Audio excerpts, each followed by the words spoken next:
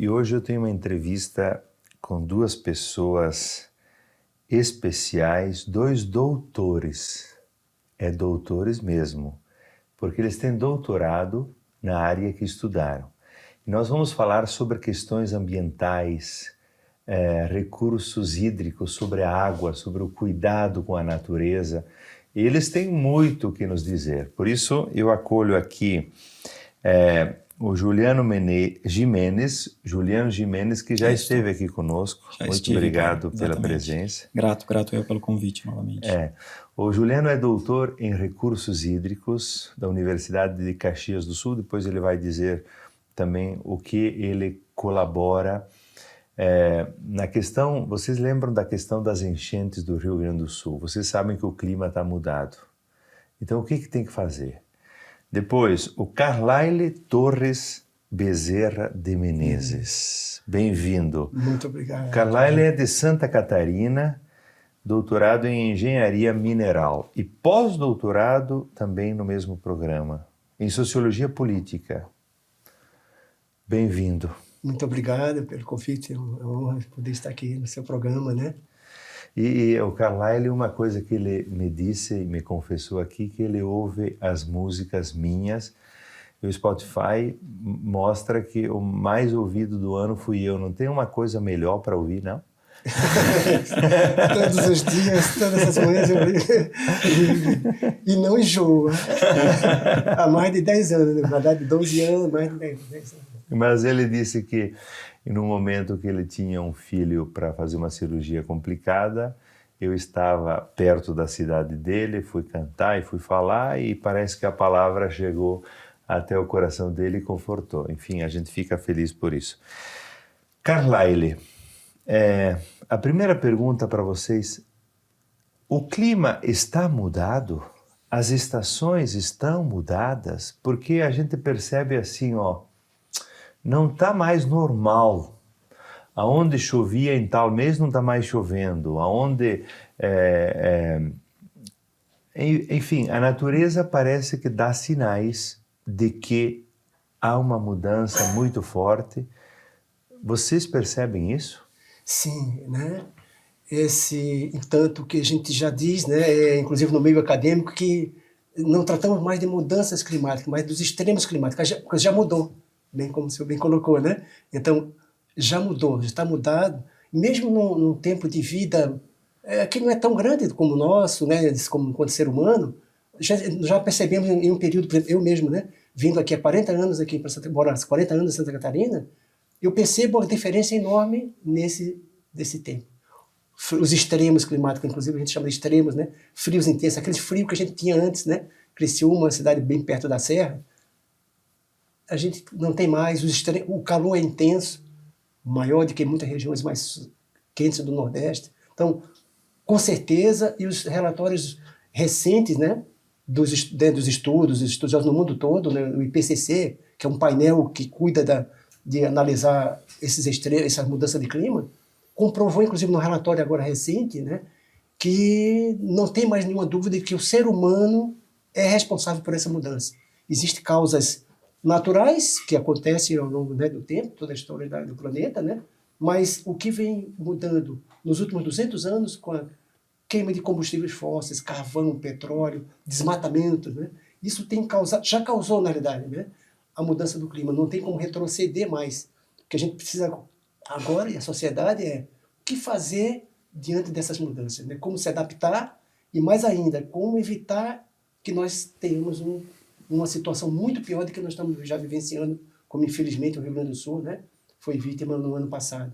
Então não se trata mais, que alguns anos atrás existia essa dúvida, né, o clima muda, está mudando ou não está, é natural ou não.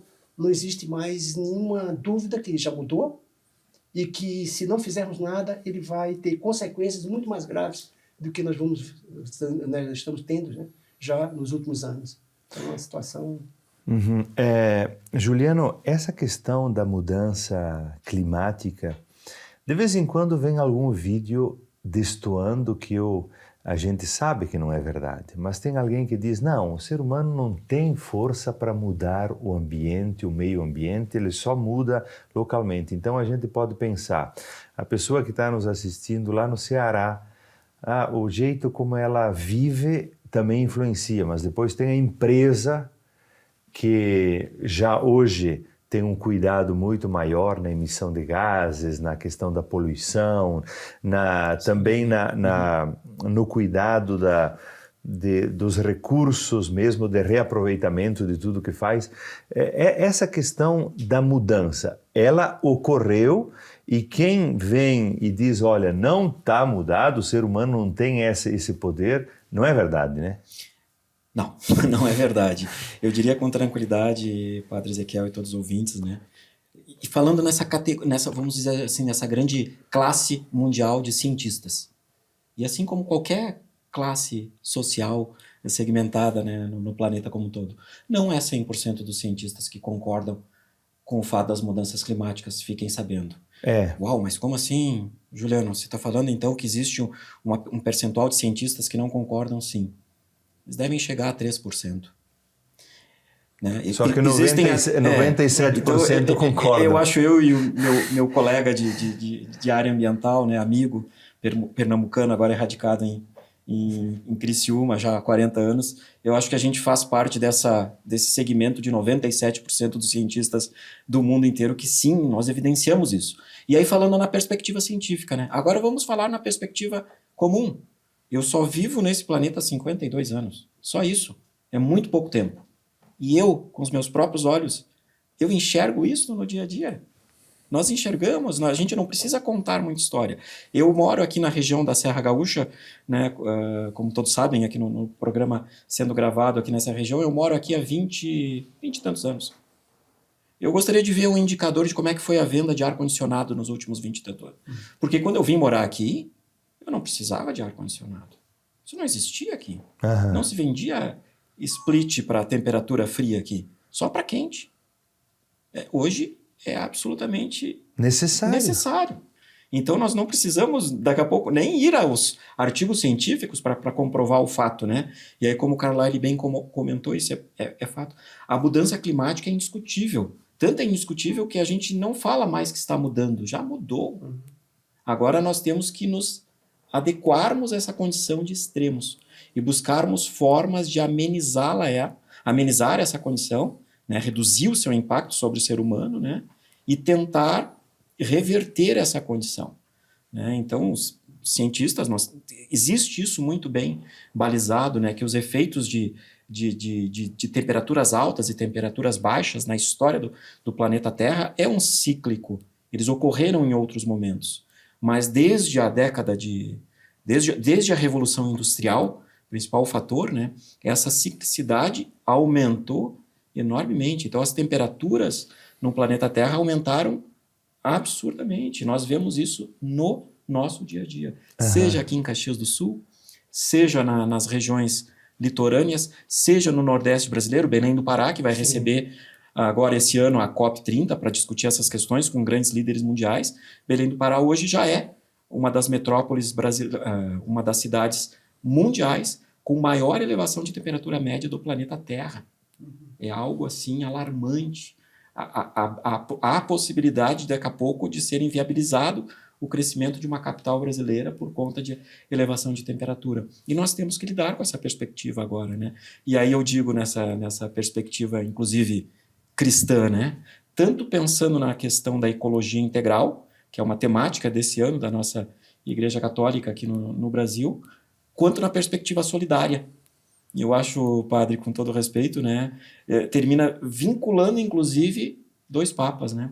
O Papa Francisco recentemente nos deixou, mas com um legado sobre a visão da ecologia integral de forma muito, muito concreta, né, muito, muito significativa, e entrada agora de um Papa novo, ainda vamos aprender muito sobre a perspectiva do Leão, né, mas que sabemos que vem numa perspectiva social, de solidariedade, que se une muito bem, de forma interessante, a esse momento que o planeta Terra está precisando dar atenção à ecologia e à solidariedade entre as pessoas. e até me permite até evoluir um pouquinho, e já que estamos falando de um colega aqui de um estado vizinho, né, que muito recentemente, um estado que nos ajudou muito no período de crise climática que tivemos, né, ajuda que tivemos de vários estados brasileiros, sem dúvida, né, mas Santa Catarina foi um estado que, nosso irmão aqui de fronteira, e tivemos muitas ajudas aqui, né, temos muito a agradecer ao estado de Santa Catarina e a todo o Brasil, com certeza, né. Carlyle, sobre essa questão da ecologia integral, quem está em casa vai ouvir muito e muitas vezes não entende o que é esse integral, essa ecologia, porque nós aqui, claro, a nossa perspectiva é sempre tentar traduzir os conceitos, que são conceitos também chaves para compreender os temas, mas tentar traduzir para que as pessoas de casa... Bom, o que é integral mesmo, ecologia integral? Vocês têm essa perspectiva também no vosso diálogo? Sim, né? E inclusive, né, esse ano com a escolha, né, da Igreja Católica, né, na realidade, por um tema que é da ecologia, na campanha da fraternidade, foi muito bom porque resgatou uma questão que muitas vezes nós temos, né, vemos da academia, ou mesmo na própria sociedade, se discute muito a natureza como fosse uma coisa fora. E nós somos natureza, né? Então, para dizer que essa questão é muito importante, porque muitas vezes isso é a causa, inclusive, da degradação. E começa com gestos simples, né? Como cada um de nós, né, nas nossas casas, nós nos preocupamos quando colocamos aquele saquinho de lixo, né, para a gente fazer uma linguagem mais, né, que a gente consiga entender a questão, né, da ecologia integral. Quando muitas vezes, nós tiramos a nossa responsabilidade e colocamos lá na rua, nós sabemos para onde é que vai?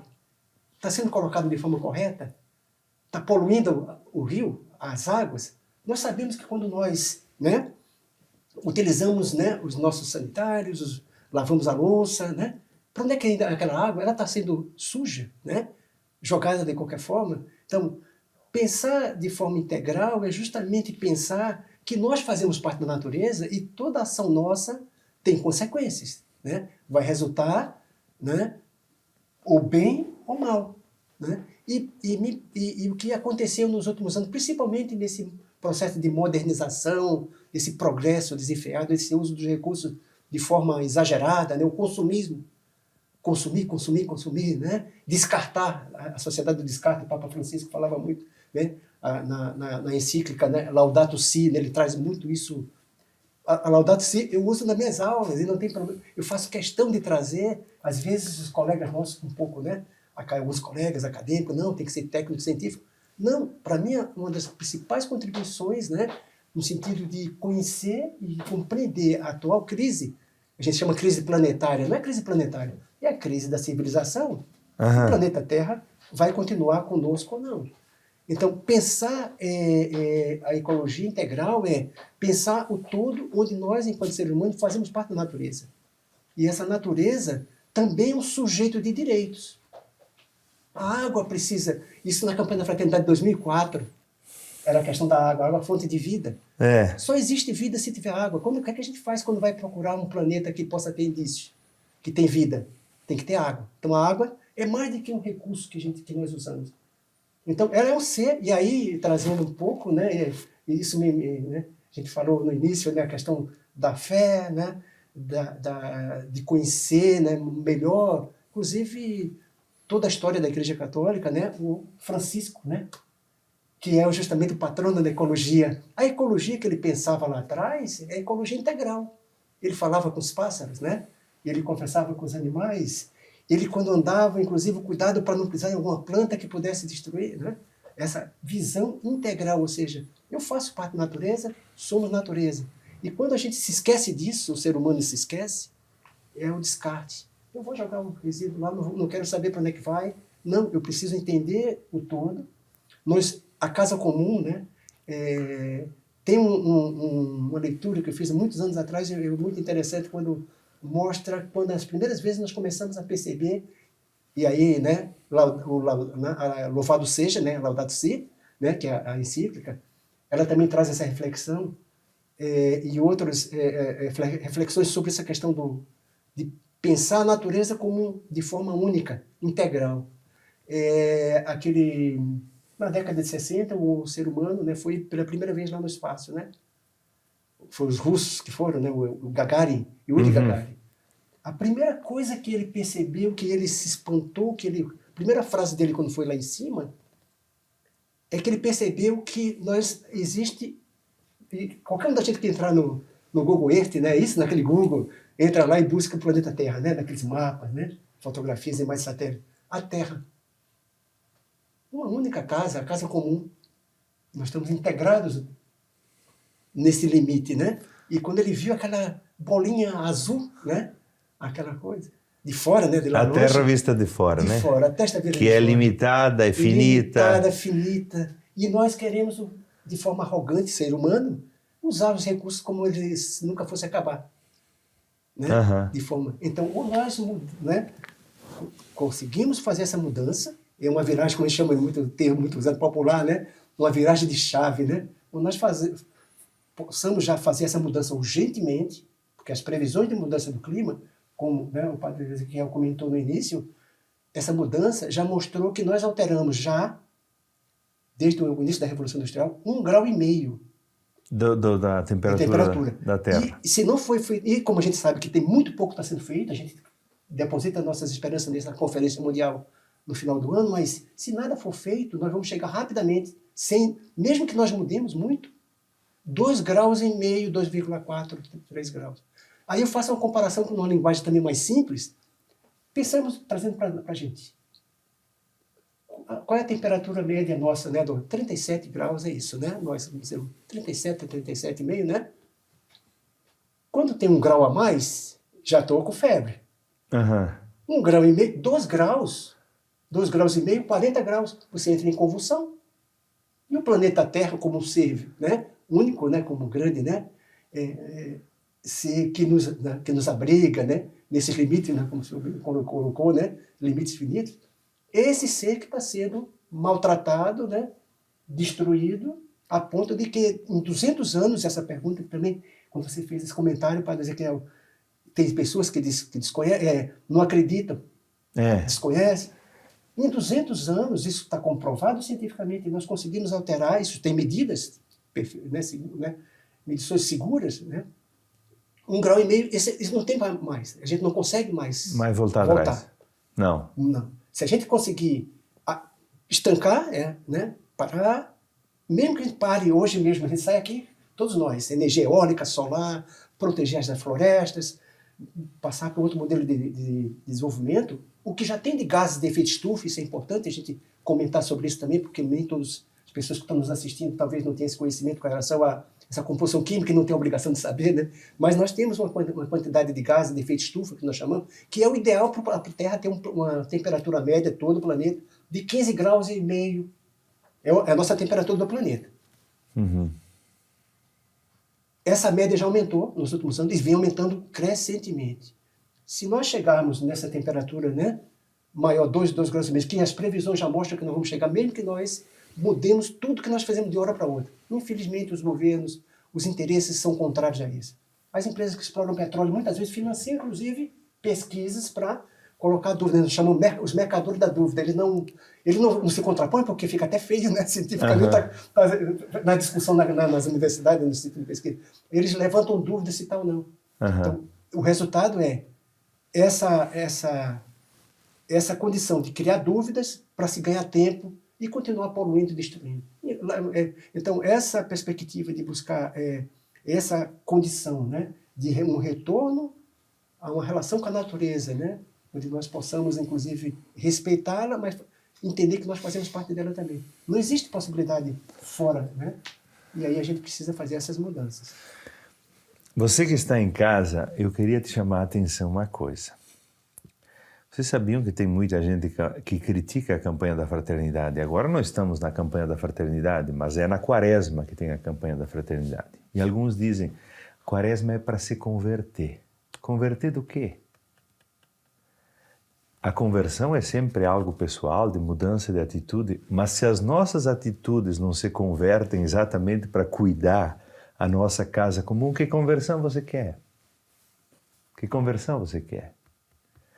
Por isso que aqui, veja, nós temos 2 professores, 2 doutores que fizeram doutorado na área deles, dizendo, olha, eu utilizo as encíclicas, o conteúdo da igreja, aquilo que o Papa, aquilo que os bispos também, mas o Papa fala para ajudar os meus alunos, para ensinar os meus alunos. Por isso, você que está nos assistindo, quando você critica a campanha da fraternidade, alguma coisa de errado tem em você. Eu tenho que dizer isso. Tenho que dizer isso, porque a campanha da fraternidade sempre traz temas que tocam a todos. E a igreja, como seguidora de Jesus, preocupada com o todo da sociedade, ela quer fazer com que esses temas sejam discutidos, sejam pensados e sejam trazidos à luz também da fé, para que nós tenhamos uma prática diferente. Bom, eu gostei muito dessa conversa e o que nós vamos precisar fazer? Vamos ter que conversar em outro momento, aproveitando vocês.